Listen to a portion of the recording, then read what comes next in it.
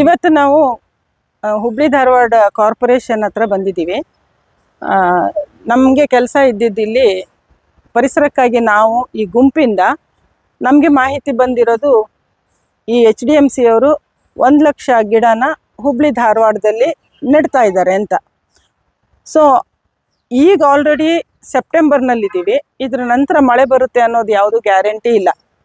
ಈ ನೆಟ್ಟ ಗಿಡ ಯಾವ ದಿಕ್ಕಲ್ಲೂ ಕೂಡ ಉಳಿಯುತ್ತೆ ಅನ್ನೋದು ನಮಗೆ ಭರವಸೆ ಇಲ್ಲ. ಯಾಕೆಂತ ಹೇಳಿದರೆ ನಾವು ಹಲವು ವರ್ಷದಿಂದ ಇಲ್ಲಿ ಗಿಡ ನೆಟ್ಕೊಂಡು ಬರ್ತಾ ಇದ್ದೀವಿ. ಜೂನ್ ಸಮೀಪ ಗಿಡ ನೆಟ್ಟರೆ ಆ ಗಿಡಗಳು ಬೆಳೀತವೆ. ಇದ್ರ ನಂತರ ಗಿಡ ನೆಟ್ಟರೆ ಅವು ಬೆಳೆಯೋದಿಲ್ಲ. ಅದ್ರ ಬಗ್ಗೆ ನಮಗೆ ಸೂಕ್ಷ್ಮತೆನ ಒಂದ್ಸತಿ ನಮ್ಮ ಕಮಿಷನರ್ ಅವ್ರಿಗೆ ಹೇಳಬೇಕಾಗಿತ್ತು. ಅದಕ್ಕೆ ನಾವು ಬಂದಿದ್ವಿ. ಅವ್ರ ಪ್ರಕಾರ ಈಗಾಗಲೇ ಟೆಂಡರ್ ಆಗಿರೋದ್ರಿಂದ 50,000ದಷ್ಟು ಗಿಡಗಳು ಈ ವರ್ಷ ನೆಡ್ತಾರೆ. ಉಳಿದಂತೆ ಇನ್ನೊಂದು 50,000 ಮುಂದಿನ ವರ್ಷ ಸರಿಯಾದ ಸೂಕ್ತ ಸಮಯದಲ್ಲಿ ನೆಡ್ತೀವಿ ಅಂತ ನಮಗೆ ಭರವಸೆ ಬಂದಿದೆ. ಅದೇ ಈಗ ಲಿನೆಟ್ ಅವ್ರು ಹೇಳ್ದಂಗೆ ಇದು ಗಿಡ ನೆಡಲಿಕ್ಕೆ ಸೂಕ್ತವಾದ ಸಮಯ ಅಲ್ಲ. ಯಾವುದೇ ಒಂದು ಗಿಡ ನೆಟ್ಟು ಕನಿಷ್ಠ 4 ತಿಂಗಳಾದ್ರೂ ಅದಕ್ಕೆ ಕೆಳಗೆ ಬೇರು ಭೂಮಿಯೊಳಗೆ ಹೋಗಲಿಕ್ಕೆ ಮತ್ತು ಮೇಲೆ ಚಿಗುರ್ಲಿಕ್ಕೆ 4 ತಿಂಗಳಾದರೂ ಅದಕ್ಕೆ ಅದ್ರ ಮೇಲೆ ಮಳೆ ಬೀಳಬೇಕು. ಅಂದರೆ ಅದು ಮುಂದೆ ಚೆನ್ನಾಗಿ ಬದುಕೊಂಡು ಹೋಗ್ತದೆ ಅಂಥೇಳಿ. ಮತ್ತು ಗಿಡ ನೆಡೋದು ಅಂದರೆ ಒಂದ್ಸರಿ ನೆಟ್ಟು ಮುಗಿದೋಗೋದಿಲ್ಲ. ಅದನ್ನು ಸರಿಯಾಗಿ ಮರ ಆಗಿ ಬೆಳೆಯೋ ತನಕ ಕಾಪಾಡಬೇಕಾಗ್ತದೆ. ಅದು ಹೇಗೆ ಕಾರ್ಪೊರೇಷನ್ನು ಅಥವಾ ಸರ್ಕಾರಿ ಜವಾಬ್ದಾರಿಯೋ ಅದಕ್ಕಿಂತ ಜಾಸ್ತಿ ಜವಾಬ್ದಾರಿ ಜನರದ್ದಿರ್ತದೆ. ಸೊ ನಾವು ಏನು ಪರಿಸರಕ್ಕಾಗಿ ನಾವೇನು ವಿಚಾರ ಮಾಡ್ತಾಯಿದ್ದೀವಿ ಅಂದರೆ ಎಲ್ಲೆಲ್ಲಿ ಇವ್ರು ಗಿಡ ನೆಡಬೇಕು ಅಂತ ವಿಚಾರ ಮಾಡ್ತಾಯಿದ್ದಾರೆ. ಶಾಲೆ ಮುಂದಿರ್ಬೋದು ಅಥವಾ ಪಾರ್ಕ್ಗಳಲ್ಲಿರ್ಬೋದು ಅಥವಾ ಮಠದ ಮುಂದ್ಗಡೆ ಇರ್ಬೋದು, ನಮ್ಮ ಲಾ ಯೂನಿವರ್ಸಿಟಿ ಮುಂದೆ ಭಾಳಷ್ಟು ಜಾಗ ಇದೆ, ಅಲ್ಲಿರ್ಬೋದು, ಲಾ ಕಾಲೇಜ್ ಮುಂದಿರ್ಬೋದು. ಇಂಥ ಎಲ್ಲ ಕಡೆ ಎಲ್ಲೆಲ್ಲಿ ಜಾಗ ಇದೆ ಅನ್ನೋದನ್ನು ಮೊದಲು ಗುರುತಿಸ್ಕೋಬೇಕು. ಆಮೇಲೆ ಸಂಬಂಧಪಟ್ಟ ಜನರ ಜೊತೆಗೆ ಮಾತಾಡಬೇಕು. ಅವರಿಗೆ ಅರ್ಥ ಮಾಡಿಸಿ ಜವಾಬ್ದಾರಿಯನ್ನು ಅವ್ರಿಗೆ ಹೊರಿಸ್ಬೇಕು. ಇದಕ್ಕೂ ಸ್ವಲ್ಪ ಸಮಯ ಬೇಕು. ಸೊ ನಾವು ಅವ್ರ ಹತ್ರ ಕೇಳ್ಕೊತಾ ಇರೋದು ಅಂದರೆ ನೀವು ಟೆಂಡರ್ ಪ್ರೊಸೆಸ್ ಮಾಡಿರಿ, ಅದಕ್ಕೂ ಅಲ್ಲಿ ತನಕ ಗಿಡಗಳನ್ನ ಕಾಪಾಡ್ಕೊಳ್ರಿ. ನಾವು ಈ ಕಡೆ ಜನರನ್ನು ತಯಾರಿ ಮಾಡೋ ಕೆಲಸವನ್ನು ನಾವು ಮಾಡ್ತೀವಿ. ಆಮೇಲೆ ಒಟ್ಟಿಗೆ ಜೂನ್ ತಿಂಗಳಲ್ಲಿ ಗಿಡ ಹಚ್ಚೋಣ ಅಂಥೇಳಿ ನಾವು ಈಗ ಅವ್ರ ಹತ್ರ ಕೇಳ್ಕೊಂಡಿದ್ದೀವಿ. ಅವರು ಒಂದು 50,000 ಈಗ ನಡ್ತೀವ್ರಿ, ಇನ್ನೊಂದು 50,000 ನಿಮ್ಗೆ ಕೊಟ್ಬಿಡ್ತೀವ್ರಿ, ನೀವು ನೆಡ್ರಿ ಅಂತಂದ್ರು. ಅದು 50,000 ನಾವು ತೊಗೊಂಡು ನೆಡೋದಲ್ಲ, ನಾವು ಒಟ್ಟಿಗೆ ಮಾಡೋಣ ಕೆಲಸ. ಯಾವಾಗಲೂ ಸ್ಥಳೀಯ ಸರ್ಕಾರ ಮತ್ತು ಸ್ಥಳೀಯ ಸಮುದಾಯದ ಜನರು ಸೇರ್ಕೊಂಡು ಕೆಲಸ ಮಾಡಿದಾಗ ಅದಕ್ಕೊಂದು ಒಳ್ಳೆ ಫಲ ಸಿಗ್ತದೆ. ಆ ರೀತಿಯಾಗಿ ಕೆಲಸ ಆಗಬೇಕು ಅಂತೇಳಿ ನಮ್ಮ ಕಳಕಳಿ ಅದಿದೆ.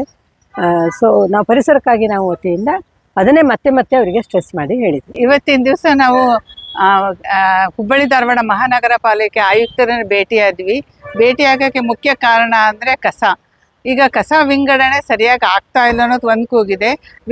ಕಸ ಕಲೆಕ್ಟ್ ಆಗಿದ್ದ ಕಸನ ಸರಿಯಾಗಿ ರೀಸೈಕಲ್ ಮಾಡ್ತಾ ಇಲ್ಲ, ಹಸಿ ಕಸನ ಕಾಂಪೋಸ್ಟ್ ಮಾಡ್ತಾ ಇದ್ದೀವಿ ಅಂತ ಹೇಳಿದರು. ತುಂಬ ಸಂತೋಷದ ವಿಷಯ ನಮಗೆ. ಅದು ಆಗ್ತಾ ಇರೋದು ನಮ್ಗೆ ಗೊತ್ತಿರಲಿಲ್ಲ.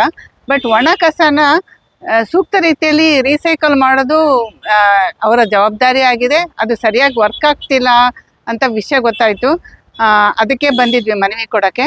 ಅದು ಸರಿಯಾದ ರೀತಿಯಲ್ಲಿ ರೀಸೈಕಲ್ ಆಗಬೇಕು.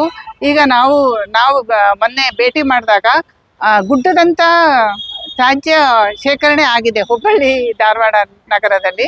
ಅದು ಫೋಟೋ ಎಲ್ಲ ತೋರಿಸಿದ್ವಿ ಅವರಿಗೆ. ಅದಕ್ಕೆ ಅವರು ಅದನ್ನು ರೀಸೈಕಲ್ ಮಾಡೋಕ್ಕೆ ಟೆಂಡರ್ ಆಗಿದೆ, ಇನ್ನು 1 ವರ್ಷದಲ್ಲಿ ಆಗುತ್ತೆ ಅನ್ನೋ ಭರವಸೆನ ಅವರು ಕೊಟ್ಟಿದ್ದಾರೆ. ಅದು ಒಂದು ತುಂಬ ಸಂತೋಷದ ವಿಷಯ. ಆದರೆ ಅದು ಆಗೋವರೆಗೂ ಹೇಗೆ ಅನ್ನೋದೊಂದು ಚಿಂತೆ ಇದೆ ನಮಗೆ. ನೋಡೋಣ. ಆಮೇಲೆ STP ಕೆಲಸ ಮಾಡ್ತಾ ಇಲ್ಲ ಅನ್ನೋದು ನಮ್ಮ ಗಮನಕ್ಕೆ ಬಂದಿದೆ. ಎಸ್ಪೆಷಲಿ ಕೆಳಗೇರಿಲಿ ನಾವು ಖುದ್ದು ಭೇಟಿ ಮಾಡಿ ಅದರದ್ದು ನೋಡಿದ್ದೀವಿ. ಆದರೆ ಅಲ್ಲಿ ಇಂಜಿನಿಯರ್ ಕೆಲಸ ಮಾಡ್ತಾ ಇದೆ ಅಂತ ಅಂದರು. ಅದು ತುಂಬ ಸಂತೋಷದ್ದು. ಈಗ ಹೋಗಿ ನೋಡ್ತೀವಿ ಕೆಲಸ ಮಾಡ್ತಾ ಇದೆಯೋ ಇಲ್ಲೋ ಅಂತ. ಆದರೆ STPಗಳು ಸರಿಯಾದರೆ ಎಲ್ಲ ಇರೋವಂಥ ಕೆರೆಗಳು, ಹುಬ್ಬಳ್ಳಿ ಧಾರವಾಡ ಇರೋ ಕೆರೆಗಳು ಸುರಕ್ಷಿತವಾಗಿರ್ತವೆ. ಯಾಕೆಂದರೆ ಅದು ಎಲ್ಲ ಸುಮಾರು STPಗಳು ಕೆರೆ ಪಕ್ಕದಲ್ಲೇ ಅಳವಡಿಸಿರೋದ್ರಿಂದ ಅದು ಸ್ವಲ್ಪ ಕೆಟ್ಟರೂ ಎಫೆಕ್ಟ್ ಆಗೋದು ಕೆರೆಗೇ ಆಗ್ತಾ ಇದೆ. ಇದು ಒಂದು ನಾವು ಅವ್ರ ಜೊತೆಗೆ ಚರ್ಚೆ ಮಾಡಿದ್ವಿ. ಆಮೇಲೆ 3ನೇ ವಿಷಯ ಅಂತಂದರೆ ಕೆಳಗೇರಿ ಕೆರೆ ಕ್ಯಾಚ್ಮೆಂಟ್ ಏರಿಯಾದಲ್ಲಿ ಪೂರ್ಣ ಮನೆಗಳನ್ನು ಕಟ್ಟಿದ್ದಾರೆ. ಆ ಮನೆಗಳು ಕಟ್ಟಿದ ಮನೆಯಿಂದ ಬಂದಿರೋ ತ್ಯಾಜ್ಯನ ನಮ್ಮ ಡ್ರೈನೇಜ್ ಸಿಸ್ಟಮ್ಗೆ ಹೋಗ್ತಾ ಇದೆ. ಆದರೆ ಅದು ಬಿದ್ದ ನೀರು ಕೂಡ, ಮಳೆ ನೀರು ಕೂಡ ಡ್ರೈನೇಜ್ ಸಿಸ್ಟಮ್ಗೆ ಹೋಗ್ತಾ ಇದೆ. ಅಂದರೆ ಅದು ಕೆರೆಗೆ ಸೇರ್ತಾ ಇಲ್ಲ. ಅಂದರೆ ಮಳೆ ನೀರು ಕೆರೆಗೆ ಸೇರದೆ ಡ್ರೈನೇಜ್ ಜೊತೆಗೆ ಸೇರ್ಕೊಂಡು ಹೊರಗೆ ಕೆರೆಯಿಂದ ಹೊರಗೆ ಹೋಗ್ತಾ ಇದೆ. ಇದು ಕೂಡ ದುರದೃಷ್ಟಕರ ವಿಷಯ ನಮಗೆ. ಯಾಕೆಂದರೆ ಕೆರೆ ನೀರು ಸೇರಲಿಲ್ಲ ಅಂದರೆ ಕೆರೆ ಮುಂಬರುವ ವರ್ಷಗಳಲ್ಲಿ ಇರೋಲ್ಲ, ಕಳ್ಕೊಳ್ತೀವಿ ನಾವು ಕೆರೆನ. ಆ ವಿಷಯದ ಬಗ್ಗೆ ಸರ್ ಹತ್ರ ಮಾತಾಡಿದ್ದೀವಿ. ಅದಕ್ಕೆ ಅವರು ಸೂಕ್ತ ಕ್ರಮ ತಗೊಳ್ತೀವಿ ಅನ್ನೋ ಭರವಸೆ UGD ಲೈನ್ ಕೊಟ್ಟು ಕ್ರಮ ಜರುಗಿಸ್ತೀವಿ ಅಂತ ಹೇಳಿದ್ದಾರೆ. ನಾವು ಕಾದು ನೋಡಬೇಕಾಗಿದೆ.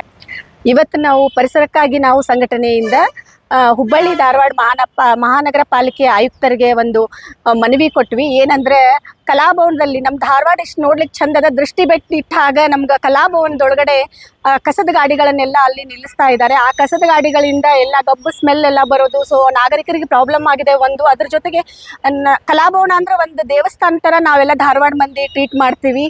ಹಾಗಾಗಿ ಆ ಜಾಗದಲ್ಲಿ ಆ ಗಾಡಿಗಳನ್ನ ಕಸದ ಗಾಡಿಗಳನ್ನ ನಿಲ್ಲಿಸಬಾರ್ದು ಅಂತ ಹೇಳಿ ನಾವು ಮನವಿ ಕೊಟ್ಟಿದ್ದೀವಿ ಇವತ್ತು. ಅದಕ್ಕೆ ಬದಲಾಗಿ ಆಯುಕ್ತರು ನಮಗೆ ಭರವಸೆ ಕೊಟ್ಟು 2 ತಿಂಗಳಲ್ಲಿ ನಾವು ಇನ್ನೊಂದು ಕಡೆ ಒಂದು ಸ್ಥಳ ನಿಗದಿ ನೋಡಿದ್ದೀವಿ. ಆ ಸ್ಥಳದಲ್ಲಿ ಈ ಗಾಡಿಗಳನ್ನ ನಿಲ್ಲಿಸೋದಕ್ಕೆ ಒಂದು ಶೆಡ್ ಮಾಡ್ತಾ ಇದ್ದೀವಿ, ಪಾರ್ಕಿಂಗ್ ಶೆಡ್ಡು. ಒಂದು 3 crores ಬಜೆಟಲ್ಲಿ ಮಾಡ್ತಾ ಇದ್ದೀವಿ. 2 ತಿಂಗಳಲ್ಲಿ ಪೂರ್ಣ ಆಗ್ತೈತಿ ಅದು. ಆಮೇಲೆ ಅಲ್ಲಿ ಗಾಡಿಗಳನ್ನೆಲ್ಲ ನಿಲ್ಲಿಸೋದನ್ನ ಬಂದ್ ಮಾಡ್ತೀವಿ ಅಂತ ಹೇಳಿ ಭರವಸೆಯನ್ನ ಕೊಟ್ಟಿದ್ದಾರೆ.